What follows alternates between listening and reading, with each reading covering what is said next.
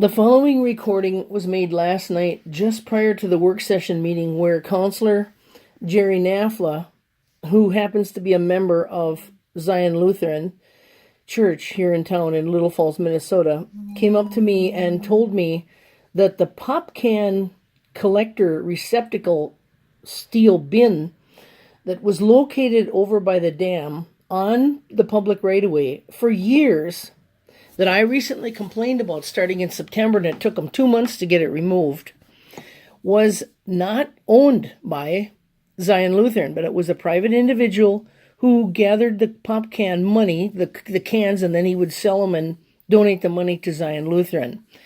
That pop can receptacle had an illegal flag and an illegal sign on it, and it was in the public right-of-way. It was also an obstruction to the stormwater runoff very close to the new Roach building over by the bottom of the dam in Little Falls, Minnesota.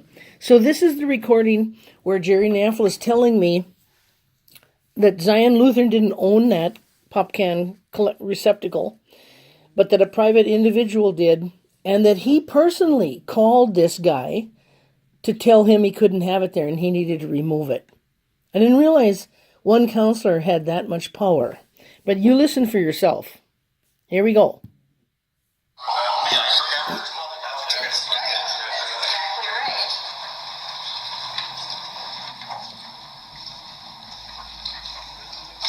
Just wanted to let you know that aluminum can that you were upset about, Zion had nothing to do with that. That was not from Zion Church at all. But there was a Zion Lutheran sign on it. It was not. It was a private citizen who collects the cans and donates them to the church. So it had nothing to do with that sign. I didn't even know it was there. But the money came to the church, though. From him, yes.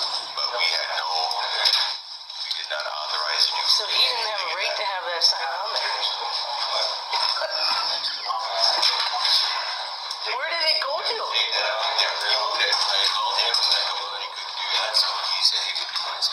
Well, yeah, it was not legal to have it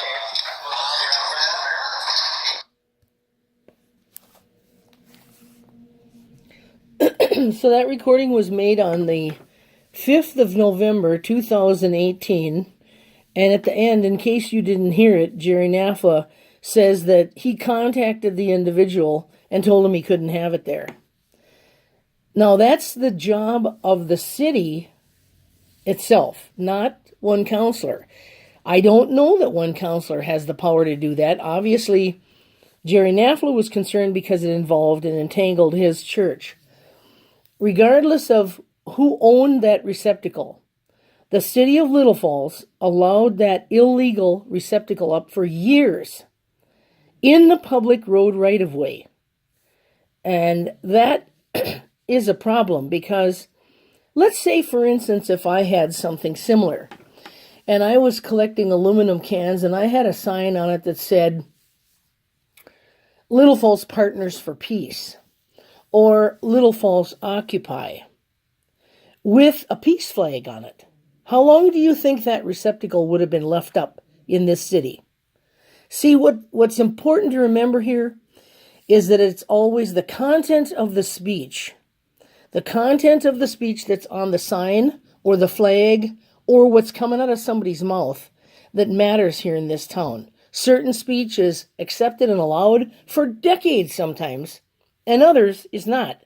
That violates the Constitution because it shows bias. It gives exception, and you cannot do that under our Constitution.